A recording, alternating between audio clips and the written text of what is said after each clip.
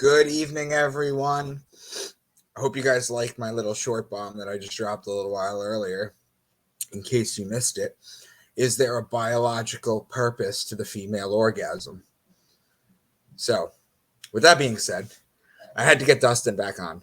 I had so many DMs, I had so many text messages, I had so many comments, I had so many just messages from everyone telling me how much they love the Box Saga. They never heard of it. A lot of people, some people came out and they were like, I have heard of it, but I thought I was the only one. What I'm going to do is I've got my girl, Lucy Galaxy. She asked me a ton of questions to ask Dustin, and I'm just going to ask the questions. So let me bring him on. Hey, brother. Hey, everybody. What's up, Micah? This is going to go up tonight, and I'll send you a link. So if you guys haven't seen this, start with part 1. But if you guys have seen part 1, we're going to treat this as if you've already seen part 1. So the first question she asked is, what is the sound system that the Box Saga is based on, and how does it explain the meanings of words in different languages?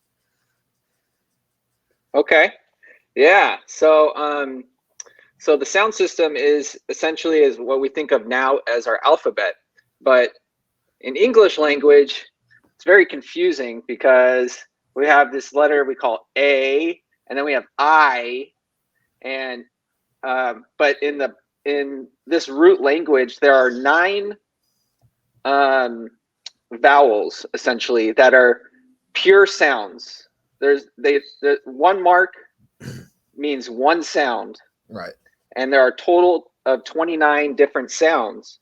So of the 23 that are inside the ring, there are 6 more outside of the ring. I'm still not an expert at really pronouncing them, but they are essentially like our vowels. We got A, ah. So it'd be A, no, it would be ah, A. So our letter E is A, and then our letter I is E, and O is oo. And when you make the sound O, you make a circle with your lips, ooh. Yeah, and then U would be like you keep your lower jaw looser, so it'd be ooh. So there's a big difference, and people who speak Swedish can kind of hear these. And then you have the outside letters. One of the letters is the A with a little ring on the top of it. That one's like O. Well, you said Swedish, but isn't this based in Finnish? No. So Finnish is the Von language. This is the second language. Okay. This root language is I kind of said it backwards. I called it in part 1. I said it was a Finnish dialect of Swedish, but actually Swedish is a dialect of this language. Gotcha. And so if you translate, go into Google Translate and put in Swedish, and what the word for Swedish is in Finnish, it'll come up as rootsin. Root, like the root language, and sin for sing. So they are essentially, so if you listen to someone Swedish speaking, they have this, they have like this up and down tonality to their voice, to their language, whereas this root language is more flat, like kind of how we're talking right now. Cool, man. So what is the role of the Bock family in preserving and transmitting the Box Saga, and what challenges did they face? So it's actually Eeyore Bock's birthday today. So this is a great time. And he had to be a Capricorn, of course. Yeah. So now Jesus was a Capricorn now. Yeah. But still, okay. So aren't we all? Aren't they all? Right. Yep. That's a lot. All of that stuff I learned from you. And so Eeyore Bock was their family was also previously known as Bockstrom, and he was given the saga by his mother and sister, Rachel and Rhea Bockstrom. And they sat him down every day for 2 hours a day at the age of 7 till the age of 27 to give him the Bock Saga. So it is an oral story, and this was done every generation in this family for at least 1,000 years, only within the family for 1,000 years. Whereas previously, it's in the words, it's in the language. The language is giving you the stories of life and mankind in the words that we use. And it is all of these other civilizations, all their mythologies. Why are they all telling the same exact story? Well, yes, they're telling about the stars. Who encoded the stars? Who created the first, this original story? And you don't create a story, you tell a story. That's why we call it his story. Yeah, so it's actually the mothers that are creating the story, and it is the men that are giving the story and telling the story. So and this is where you get the mystery, the Mrs. story, and the his story. And even that definition is, lost in time. So this is not one of her questions. This is one of my questions. Okay. And it's a follow-up to what you just said. You ever play the game Telephone? Yeah. You whisper when you're a kid, you whisper into someone's ears like green boots. Yeah. And then at the end it's like turtle something or fuck you. Sorry. What it was. Why do you think we can't what do you think the difference is between the way they've been able to preserve such an epic story passed down through words for thousands of years unchanged, and we can't even get a chain of people to say the same word in the same room? So that's the brilliance of the story, is that it is in the sounds. So you can go into the words and the actual sounds of the words, the phonetics of the sound, the finished product, the phonetics of the sound to back it up. Am I thinking, so when you ever heard the language or the learning pyramid, or they call it, you start with unconscious incompetence. Yeah. So you don't know what you don't know.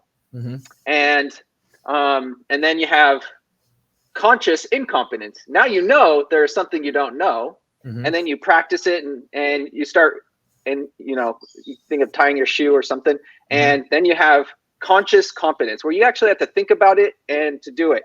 And then eventually you get to the point of unconscious competence, where you can do something without thinking about it. That is kind of how the sound system works when people are, their first language is this root language. It's very close with Swedish, is more close, but and then Finnish.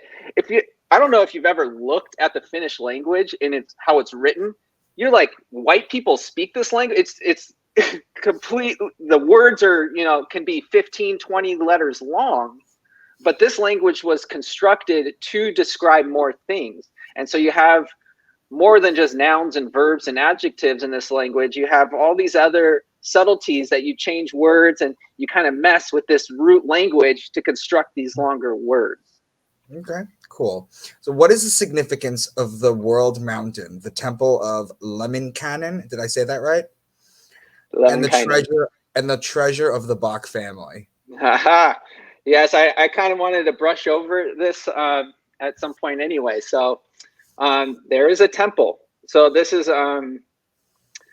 during Paradise time, which I described in some detail. I did leave out a key word that I did want to get to, is when I was describing this ringland system that covers the globe. You can think of the globe as like a soccer ball of these ringlands with the hexagonal shapes.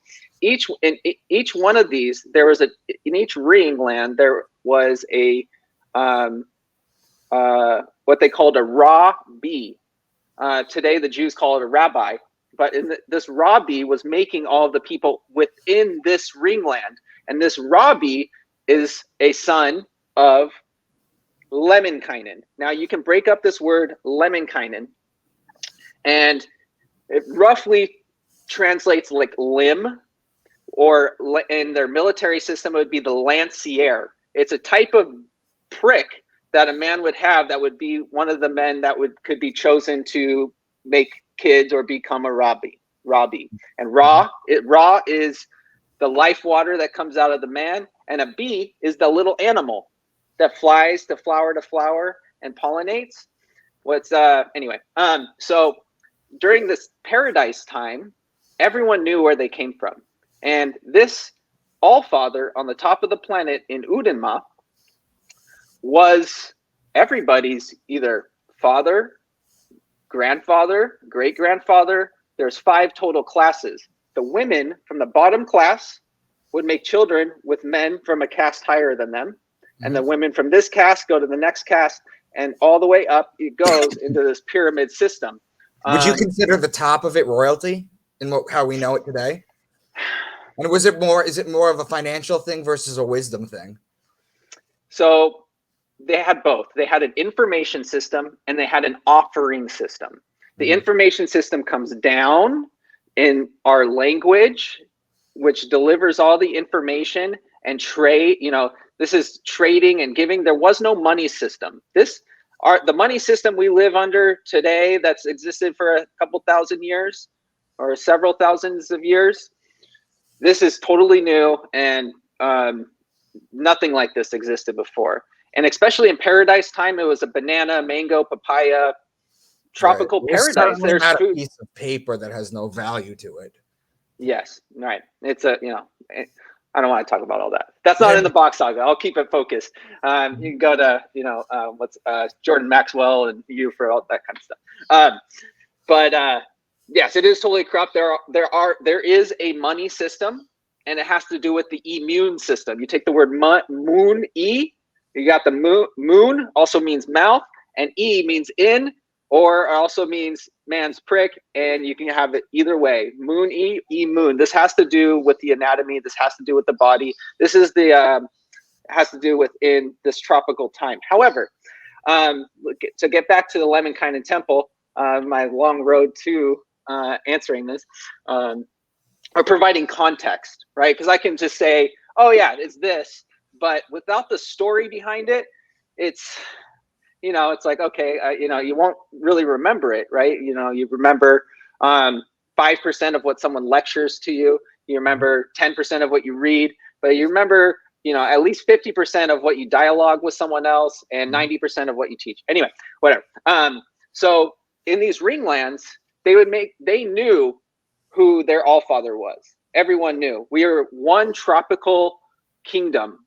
There were no white people, all this, what kind of white supremacist, the Bock Saga has been labeled as like a white supremacist story at some points by haters, but what kind, right? But what kind of story starts out that we were all brown, right? Anyway, so in these ringlands, they would make these beautiful gifts, they're called aesthetique, in English, aesthetics. Aesthetics, yeah. This is also related to the word majestic. What's that? Esthetician too, probably. Sort of. So I can break down the word aesthetic. So S is the S, which is for Sulin, and Sulin is the sun, and this is where you get the word Sul and lay. So this is and lay means to smile. Just like the word smile, we don't say the lay part, but at the end we spell it with the LE still. So this has to do with smiling. Well, in French, it's soleil. Okay, there you go. So there you go. It's that lay is to smile, and then you can put stuff. So in aesthetique, so S is Sulin, the sun, and one of the 5 qualities of the sun, seven qualities. Oh no, I'm just going to say I don't remember before I get something wrong. But one of the qualities of the sun is gold.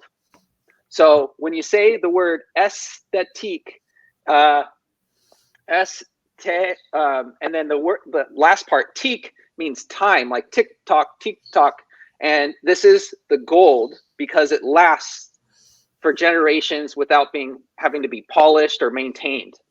And so these beautiful aesthetiques were made in these ringlands and brought up as gifts to the Allfather of that generation. So would you say that the Bock Saga, just to jump in and then I'll let you get back to it. Sure. Would you say the Bock Saga, as old of a story as it is the original creation story, would you not say that amongst this lore, they've made the connection to the value of gold being the same color as the sun? Absolutely. Yeah. Well, it gold, fire, lightning, and oh my gosh, and the soul all have to do with Sulin. And then Udin is an even bigger concept. Udin is also the sun. But this is what the sun is, where we get our souls from. That's why we call it the soul or the solar. Comes from Sulin, and one of its qualities is gold. And they would make these beautiful aesthetics, and they would give them to their mother. The word for the mother is Maya, and this is also where you get the word majestic. Yeah. And so they would, during the generation of this current Allfather. Now remember, the Allfather doesn't live. In Hebrew, the word mayim means water. That must have to do with the feminine, which is water. Yeah.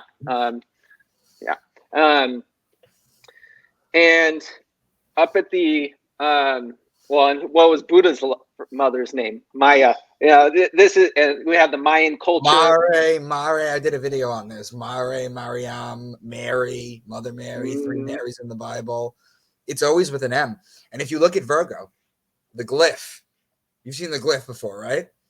Yes, the Virgo. Yeah, go ahead. The Virgo glyph is an M with a Jesus fish attached to it. That's why all the matriarchs are Mary or Mariam or Mari or Mar. That's awesome. Yeah, they're all since the beginning of time. Yeah, that's why I love this story, because it just everything just connects right back out. Well, that's the thing. That's the thing, Dustin, is that what we're that comes from Ma. The Maya also comes from Ma. Now in Finnish, the word Ma, M-A-A, mama, comes from the word magma. Now you take out the G in the middle of magma, you got mama. So this is the Mother Earth. Yeah, we always refer to the Earth, the planet, but Ma is the word for earth, for land, for there's like 5 different meanings of the word Ma in Finnish, and they all have to do with this kind of, earth and mothers. What were you gonna say? I was gonna say, this is the thing that we do, Dustin, is that we each have a piece of the puzzle, and we see how everything connects and everything makes sense. It's not divided. One's not better than the other. This is all one large story that has been created for us that we're understanding. And I'm just trying to put the pieces together by bringing random people and people who I find interesting on to talk about their work. So the beautiful thing about the Bock Saga is when we think about telling history, we start from like, how did this become what it is right now in my life? Where did this come from? And then we go backwards to figure it out. The Bock Saga, it starts at the beginning to now. Just like you wouldn't read a book from the last page to the beginning of the story. The same thing, we should really rethink of how we look at history in the same way and really start from the beginning to understand, right? It's the same thing as the concept of putting yourself in another man's shoes. It's, like if I went through what you went through, then I can understand what is, how things are the way they are now. This is the same concept. I could sum up this Lemminkainen temple for you real quick, though. It's and during this generation of this Allfather. Now, in this story, which we have not opened the Lemminkainen temple. They have been excavating it for 40 years with many hiccups, many bureaucracy sometimes stepping in and throwing them off. They got arrested for hash in the 90s, and they were put in prison. And it's just, these guys, I mean, they're no one's, they're basically just a bunch of hippies that like to travel, you know, but we're seeking these questions to be answered. But anyway, so there's a big story of it's also known in Viking mythology. They call it an Edda stupa. And this is basically a concept of a big cliff or a big rock where instead of dying in these times, no one was dying, right? One of the first gifts that the sun gave to people, one of the first tools was the stick, was the cane. Yeah, because a cane makes you able. Cain and Abel. Okay, anyway, I just made that up right now. But but actually the word in Lemminkainen is Cain. This is the story of that as well, built into that word, because limb is like a limb, and then N, and then there's a double N for the knowledge of both the men and the woman. And I can't break it down. I'm just going to defer that to the more experts. So I'm not a fully evolved Bacchanologist. I don't speak the root language or anything like that, so I cannot break these words down. But there are, and I speak with on a regular basis the people who can, and have, and they do a much better job explaining the details. So I'm good at painting in broad strokes and meeting you where you are. If you haven't heard this story before, that I know exactly how that feels, because that was me a year and a half ago. And just been warping me in 100 million years in the past for a year now. But so what is the significance of Lemminkainen? He was who made all the people. It's our all father. Okay, it's where we all came from. And when he would have when I was mentioning the casts, there's two families at the top of the pyramid, and they had different names for these pyramid these people, but they made two families because in the beginning they needed to make a way where the sperm of the men were still strong enough and had enough soul power to make more people. And you can't get that through incest, so they had to create a second family, and they branch off, and so the women from this side can be with the all father on this side, and he would make 12 sons, and only his 12th son at a certain age would become the next Lemminkainen. So in this way, the Lemminkainen is forever, or can go in perpetuity. You can say millions of years, but it was just 12. A human life. Of course it's 12, just like everything else. Well, yeah. And, now, the thing that you brought up incest, too, because I was also reliably told that there was some, correct me if I'm wrong, but there was some incest and bodily fluids drinking amongst the story. Do you know anything about that? Yeah, I know everything about that. And getting into this is the military system. This is the taboo I was referring to. That's maybe a little too much in the beginning, before you kind of get a clear what these things is. I think it would be best to describe what they thought of the soul, what they thought of the spirit, and these are different things as well. And but just real quick, I'll just tie up this Lemminkainen temple.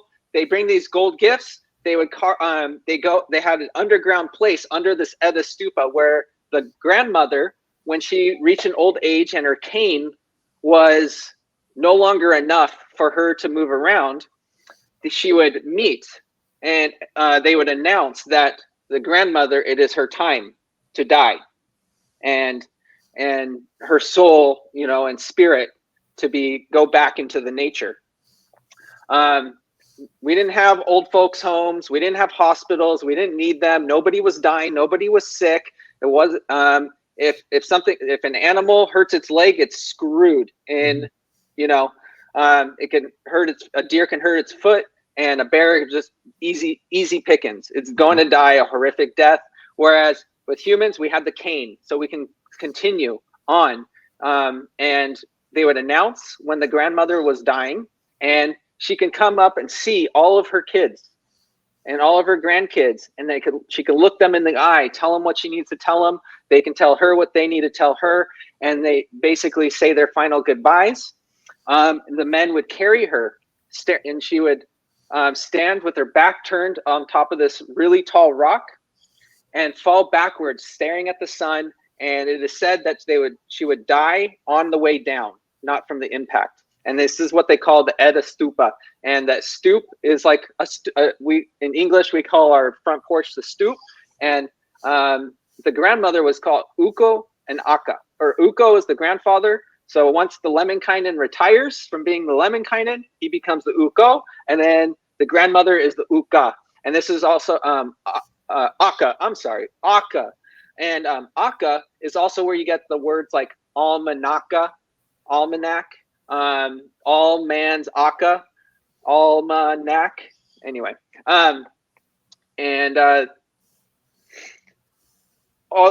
during this Lemminkainen's generation, they would dig out and they would go under the Edda Stupa, and it was built like this was a natural cavity in the Earth's crust, and this is very close to the like Santa Hat opening where the entrance to Valhalla is, or to Hell in Helsinki today. And this is about 30 kilometers away from Helsinki, and is the Lemminkainen Temple. And there is, if you want to share your screen, can you look it up? I want to show you this rock. And you're mostly on just YouTube, right? So most people will actually be watching. Yeah. What am I looking up?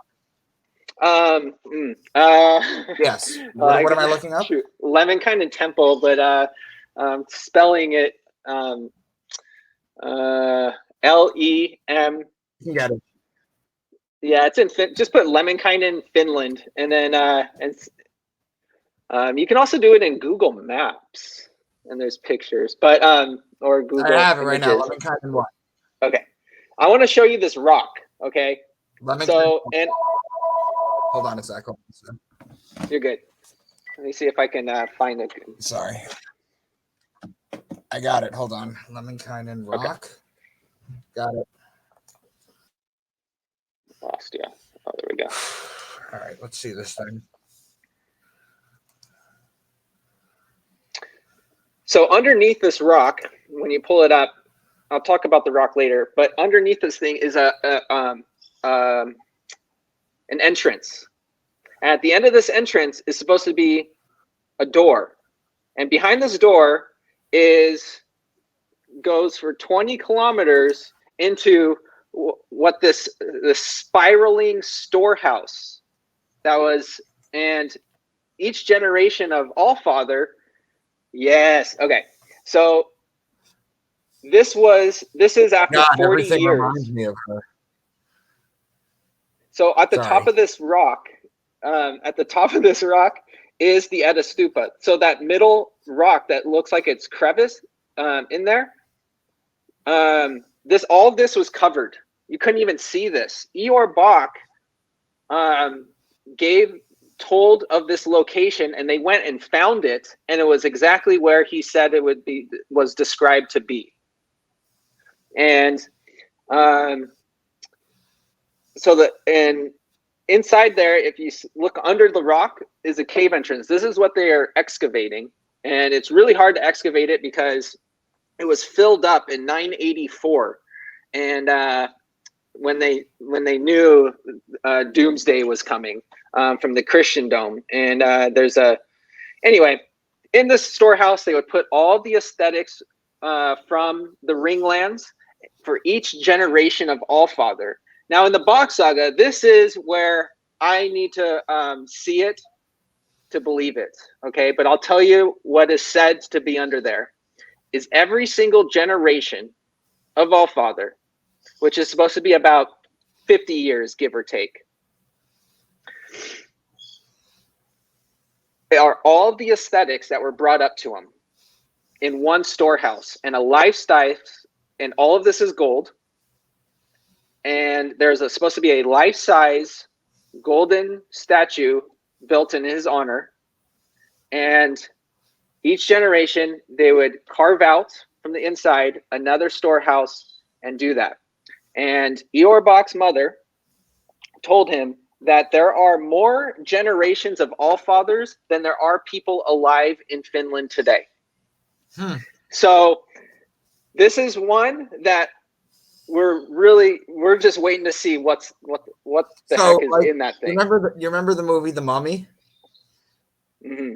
When they went into that gold chamber room, but they weren't able to take anything out? Something to that effect?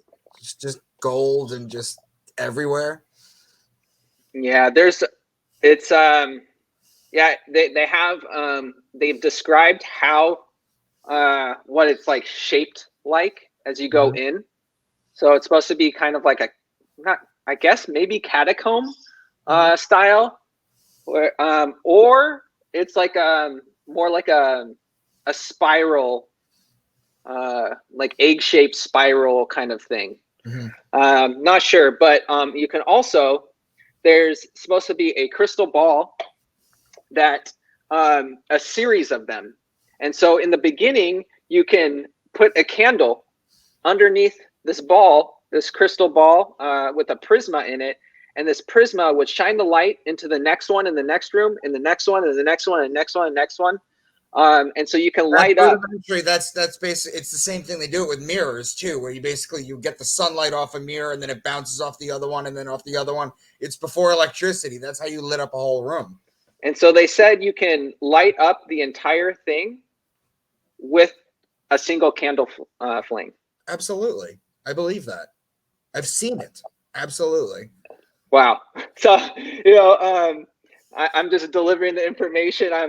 Maybe I'm not going to be as enthusiastic as I'd like, because I really want to see this door and I want to see it in the next few years. I'm very eager to see this, because this is what's going to confirm the entire freaking thing, and maybe they got timelines wrong, but maybe not. We'll find out. So there's some details, some questions that are left to be answered. Even Eeyore Bock said, well, let's see if Rhea and Rachel were making it up. So my next question, I think you just answered it. Did they ever find a treasure? Where is it and what was it? That's what we're talking about now. So there are other things that were buried. And so for physical evidence, I'm not going to do a good job of really explaining what went down, but basically there's golden box statues.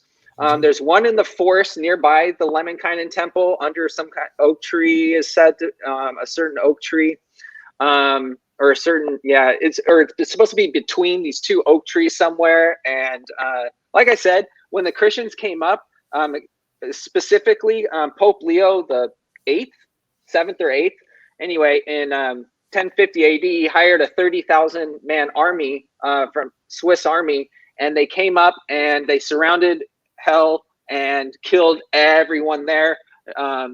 This highest family, the Bocks, they made it up to more northern Finland and stayed with the Sami people, who are also part of the Bock Saga, as they're from Tibet, side note. And there should be some documentation in Tibet still to this day that documents the Tibetan people seeking refuge from these high people up in the North Pole, and them allowing them to be there. And so those are the Sami people, and they used to be more brown. They've done a lot of mixing now, so more mixed race up there.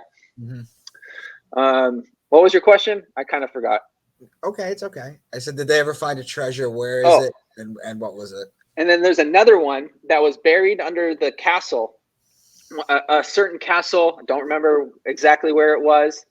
They've done metal detecting. This is where basically, I think it was a natto.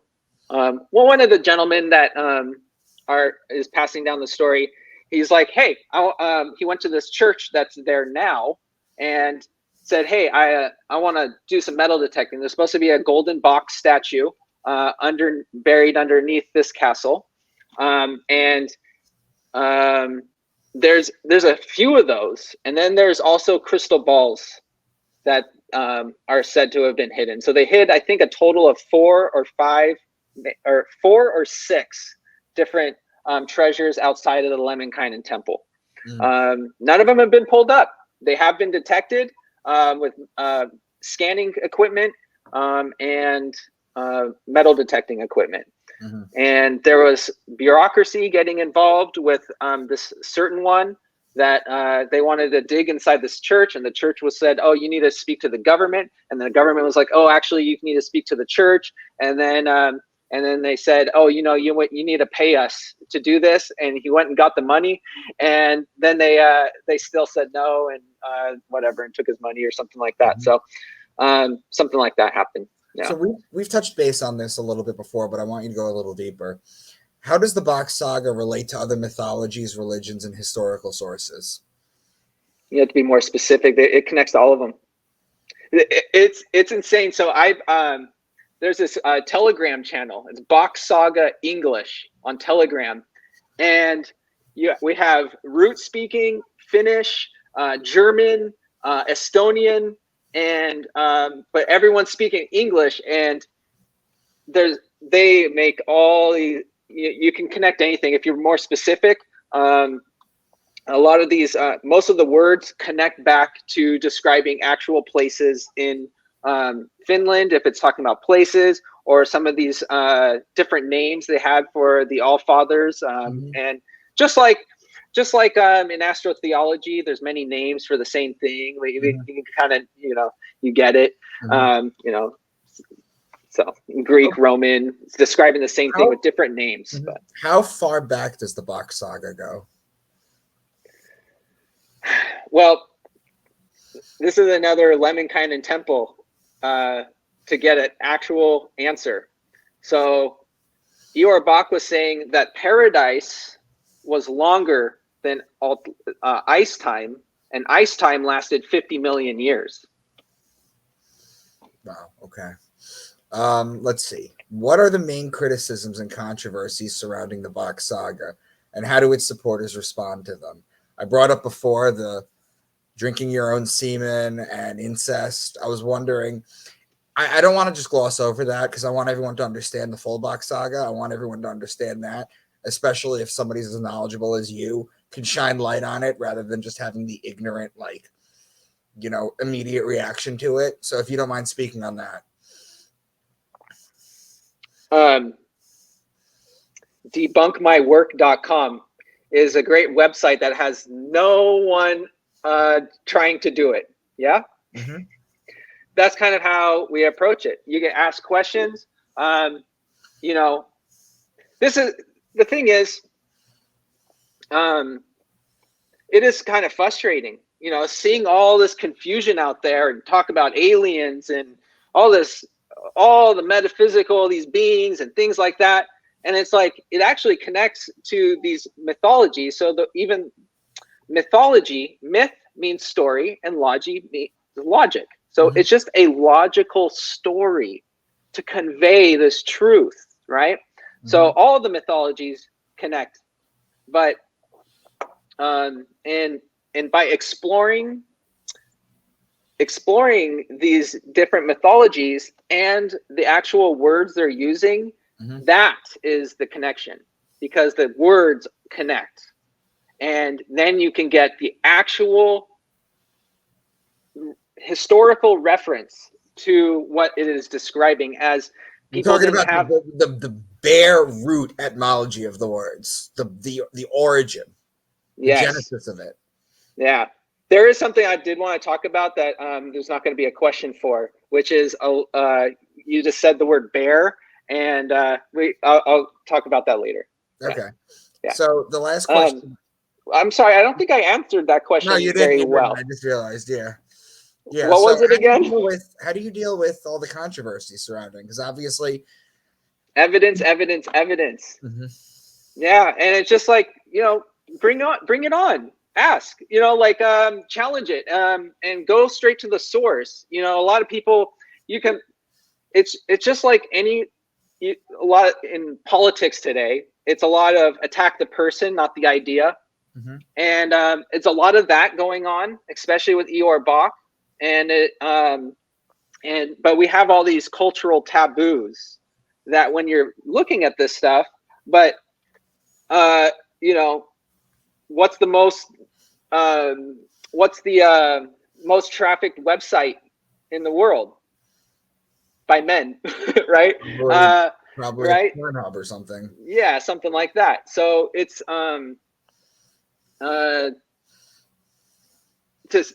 these taboos. There's importance to what we do with our body, and it was important to live within nature and understand our own bodies. It's taboo to even mention a penis.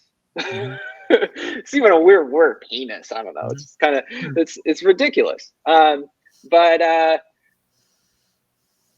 yeah, I mean, that's all I can say is, challenge. You can challenge it, but dismissing it, you're doing yourself an injustice, and you're only gonna have more questions. Whereas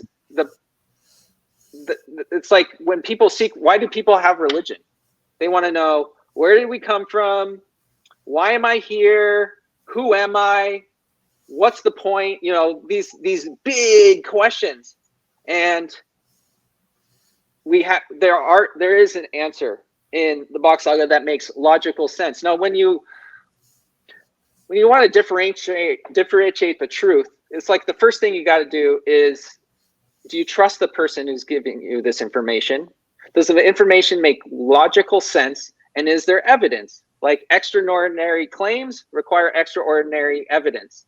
Now, that's again why maybe I'm a little, I want to see inside that temple. Right? And but everything else, extraordinary evidence in all of our languages, our mythologies, and it's stored within the sound system, which again is derived from the sounds that come from the flower of life drawing kind of thing, so this is nature. Yeah. Okay. So the last question that I have is, what are the implications and applications of the Box Saga for the present and the future of humanity? Yeah. You're welcome for all these softball questions, by the way. Yeah, these are great questions for the real OGs. But for me, it answers a lot of questions. It's so actually, this is a good segue. When I'm learning, continuing to look at, the Box Saga is like a cipher. The sound system is like a cipher, just as you have your astrology cipher that you intro your videos about, because it's important you understand the keys to unlock the keyholes. Yeah, to put in the keyhole. This is the Box Saga. Okay.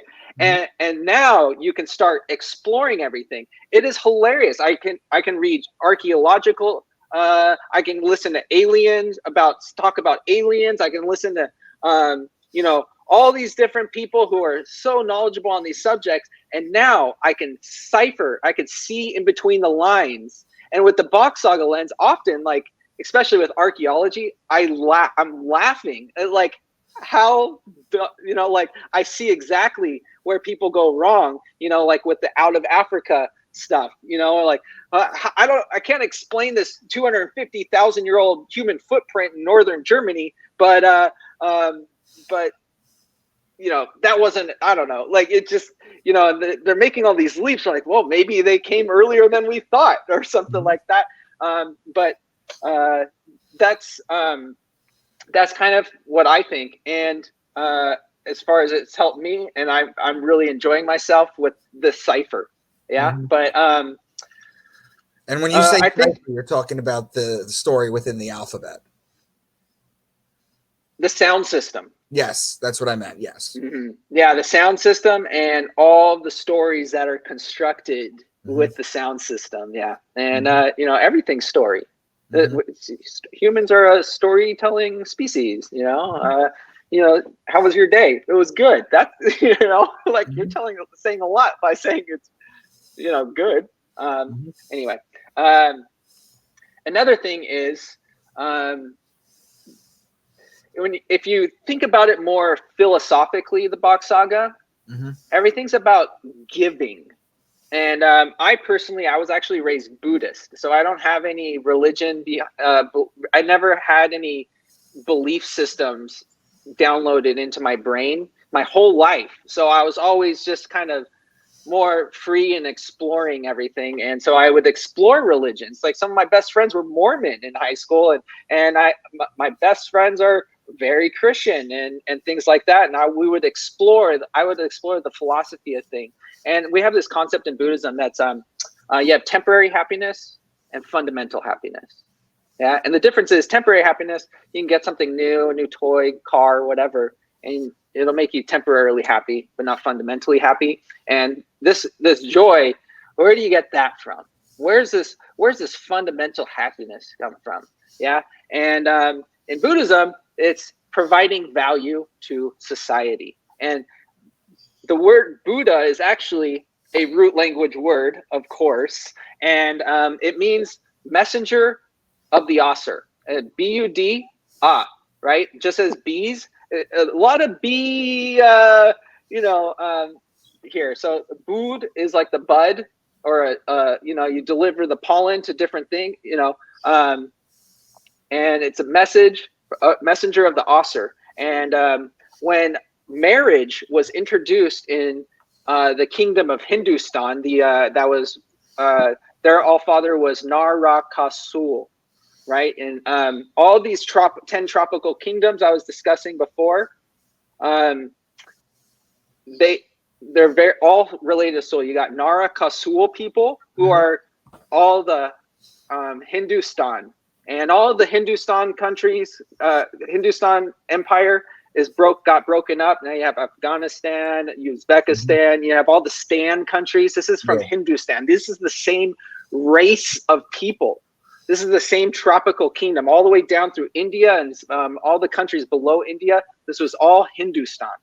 And when Krishna, who was an Arctical man, came and he killed Narakasura. This is still in Hindu mythology that as a historical event that Krishna killed their king, who, and during ice time or Atlantis time, instead of having this all-father system, you had this king and crowned prince system of making all the people. So they're both the bureaucratical and the children making. Now, Krishna came and killed the king. This is, according to their current explanation, is that he would kidnap 16,000 women. And Krishna came and killed this king. And when this happened, he introduced marriage. And this was the first time this concept of one man and one woman together forever got introduced into the planet. And what this did is you have these 5 castes, as I was describing before. You have the all-father, his kids making these boys making all the boys and girls here, and all these men, etc., etc. But the women would reproduce upwards in what they would call a festival, a carnival.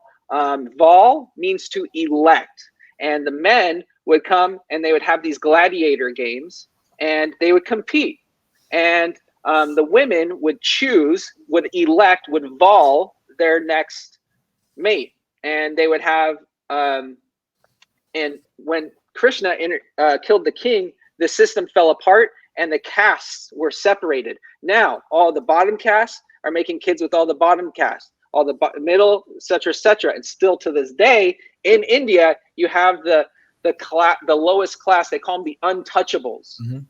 Let me read you one of my slides from my presentation. I just found it. You referred to Asur, right?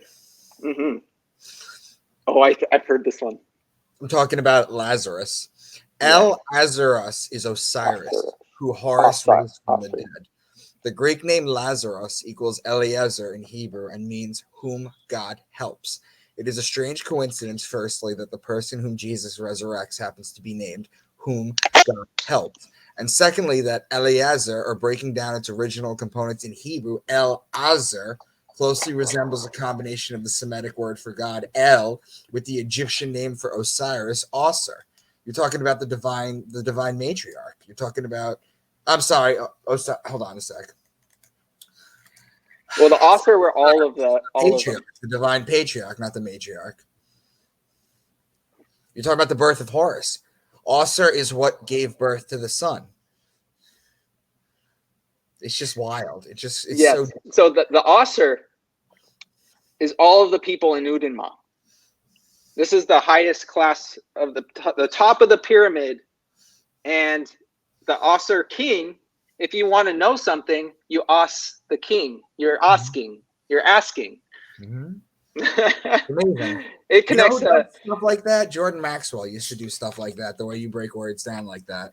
Yeah, and this is my only like just listening to it. This is just listening to the Bock Saga. I mean, I'm only a year in.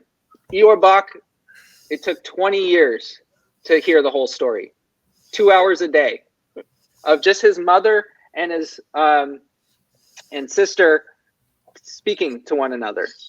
Now, let me ask you a question for all those who are watching who don't want to go through that. Is there a written version of this somewhere on like Amazon or something? Have you come across anything There's a book. You have the book. I have the book. You have the Box Saga book. Now, this is supposed to be on the title. It should say, the Box Saga and introduction. That's also a key word. So it is introducing it. Personally, it jumps around a lot, but it has all of the names, and that's what I struggle with the most is all of the names. So I'm better at.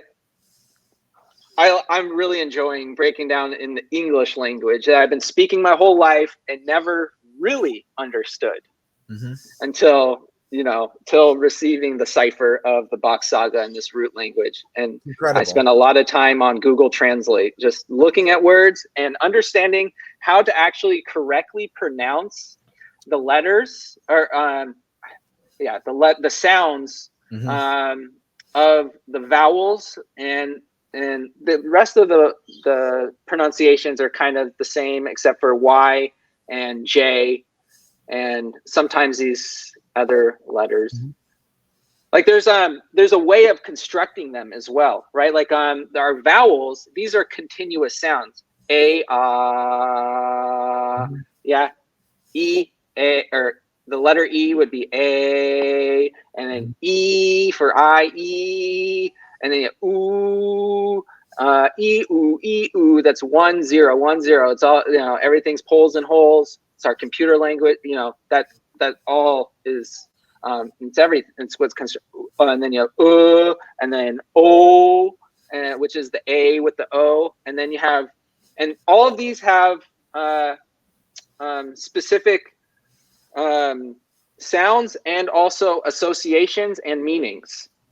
So just the letter itself, like the letter Z is Zeta with an S, ETA, and that is also giving you an expanded meaning of solar ekins, Sulin ekins, Tour, Osir.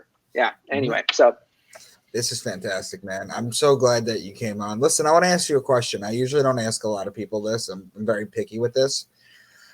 Are you in the States? Yeah, I'm in California. Okay. In the summer, I do a get together with some of the brightest minds that I've come across. Some people who have been touched by my work and some people who really have something to offer. We do a get together in Florida. It's going to be in the summer. It's probably going to be near Tampa. I wanted to invite you.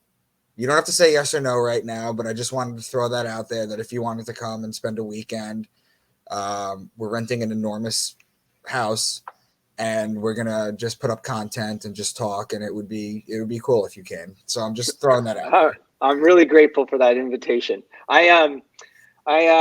Box Saga is my hobby. I'm calling it to justify all the time I spend on it. But I do have a full-time business. I have a family, everything like that, and I love to be a professional an amateur guest on things like this. But I do appreciate the invitation.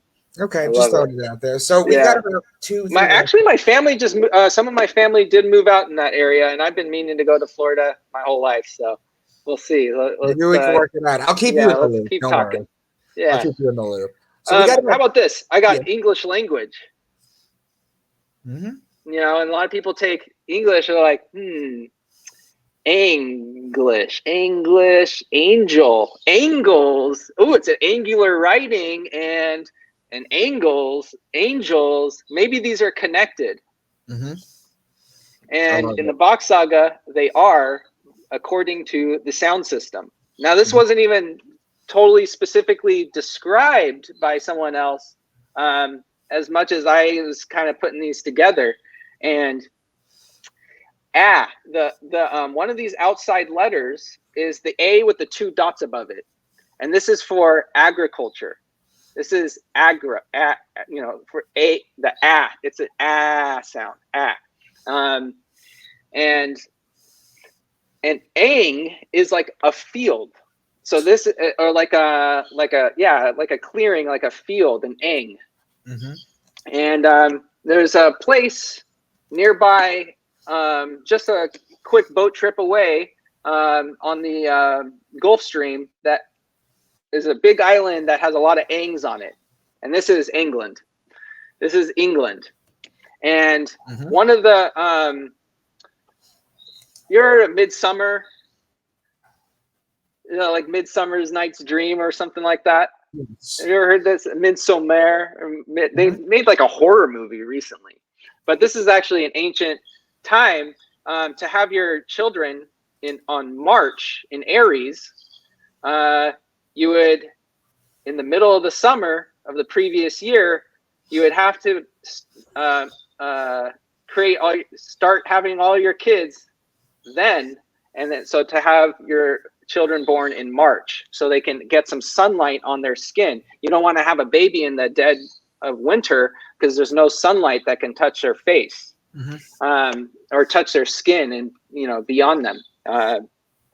So in the summertime is when they would do, they would go out into an eng, and the women would spread their legs and like a V, and this is your angel. She spreads her angel wings. This is why angels are always women. She spreads her angel wings. Boom, midsummer on an eng in England. And that's where this language was also constructed. That's freaking fascinating. Dustin, thank you so much. Last question. Have you ever thought of putting together a presentation like I do?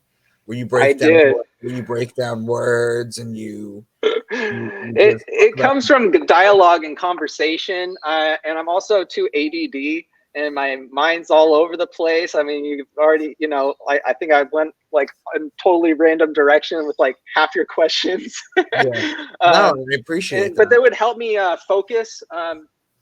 Yes, but also because I was expecting, after hearing the response to the previous one, to kind of cover things that I didn't, that I think everyone would find interesting. I think English was on there, and I can go into the letters and the sound system on the wheel. That one is not. There's not much on that. That's kind of mostly I've been looking at, and I mean, which is very interesting. Let me give you a piece of advice from somebody who has learned from Jordan Maxwell and Santos Bonocci, who's been fortunate enough to know them. You learn best by doing and teaching. It is not from learning. Once you have the basis and the foundation of the information, It is from teaching and repetition over and over again. You discover new things, and then you add it, and then you have a masterpiece before you know it. Check this out. Yeah. I have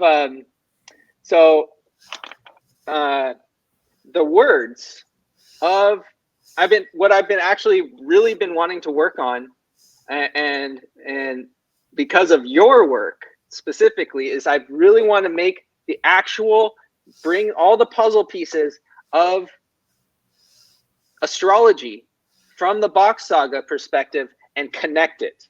Oh, we'll collab on that. We could do that. And I would love to make a final product. It's just in my head and it's spewing around in these different things and the linguistics and stuff. The problem is all these Latin languages and the English language has also incorporated this astrological language. Mm-hmm. And this is not so much in this root language, this more astronomical way of describing things. Mm-hmm.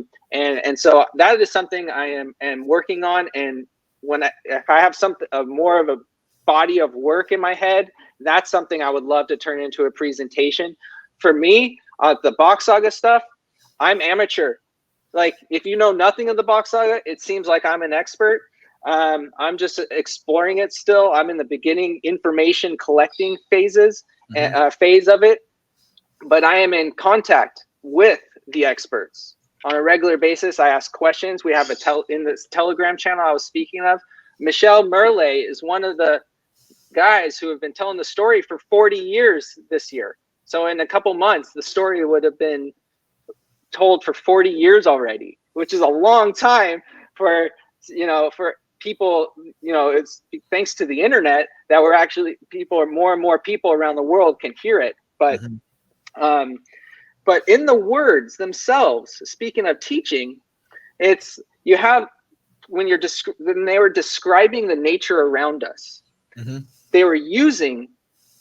So you said, break it down to its bare bones, right? Mm-hmm. You use the word bare in a specific way where it's stripped down, naked, mm-hmm. right?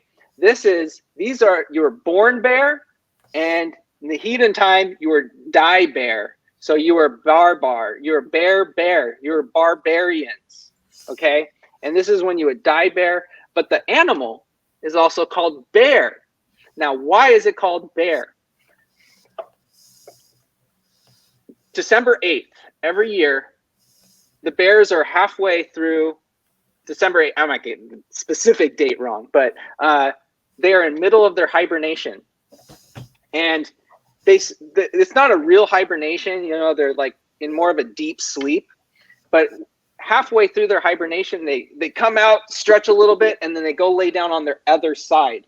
Mm-hmm. And on this day, when they do that, the young men, when they turn 21 or some certain age, they would go out with a spear and they would make a bunch of noise outside this bear cave, and the bear would come out all just kind of upset and groggy and sleepy, and when they would try to attack this man, he would put the spear on the ground and the bear would fall on the spear, and he would take this is one of his rights, what do they call it, coming of age. Coming of age type of things. And he would get his bear skin that he would wear. He would wear the bear skin to not be bear anymore. So in the name itself of the animal is what we used that animal for, or how that animal provided for us. I love it. And it is in almost all of their words. So even the pine tree is called gran, a gran tree. And the reason they would call it the gran tree, even in the months, our months, we're like always trying to figure out where the names of our months came from. But say in the Finnish language, it's telling you exactly what the month is for. It's, you have the harvest month, you have the burning month. There's a month they would call burning because you would have these gran trees, which are the pine tree, it's evergreen. After the ice age and these bare winters, there was no soil. And so the land was stripped down to its bedrock. And so they would use these evergreen trees, which would drop pine needles and leaves all throughout the year. And once a generation, they would plant all these trees everywhere. And it's the grand tree because the roots are actually strong enough to go through and crack up the rock, the granite. So this comes from the granite. This tree can grow above the granite, and its root system would break it apart, drop needles, and they have a month called the burning month because they would go through, I think this is April. I think it's April is the burning month, and they would burn these trees to create an ash layer to create a good high quality soil. And as we talked about last time, is how this ash is all the building blocks to life. So, you know, you get pot ash. This is there's ash found in the pyramid blocks and everything. You know, ash is very useful, I suppose. But anyway, so the grand tree got its name because of how you would use it. You would use it to revitalize the land. And if you have a granite problem, you plant a grand tree. You got a bear, you're cold, you need to get a bear, right? And it's even in the ducks. Okay, this one was like blew my mind as well. So the word duck, right? What in English you can duck under things also. So you have the animal, the duck. Now, how are these connected? How could they couldn't possibly be connected? Okay, so in root language or in Von language, in both, a duck is called an anka. An anka. An ankh. And their word for anchor is ankare or ankuri in Von. And what they would do is when the water would begin to freeze, it would when it's winter time, the water would begin to freeze. And so what they would do is they would keep a hole carved in the ice. So, and what would happen is all the ducks naturally migrate to these areas at this exact time of year, and they would dive. They would dive into the water, and with their paddling, they would keep the water from freezing over. So now they had a hole in the ice, so they can get water to boil and make tea and have water.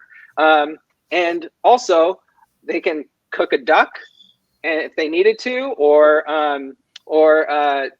go fishing, and you'd shine a light, you get a little light, and they would use a trident, and they would get fish. So these ducks are ducking under the water. This is how you use them. Wow. There's another. Dustin. Yeah. We have like a minute left, so. Oh, okay. Sorry. No, I love hearing this stuff, and of course you're welcome back on anytime if you want to do another episode. I would like to go over the spirit and the soul. Okay. Can you do an hour? Yeah. Okay. So, thank you, Lucy Galaxy, for the questions. More questions. Yeah, really great questions. Dustin, man, thank you so much for coming on. I'll give you a minute just to address everyone. Tell them where to find you or whatever you want them to know.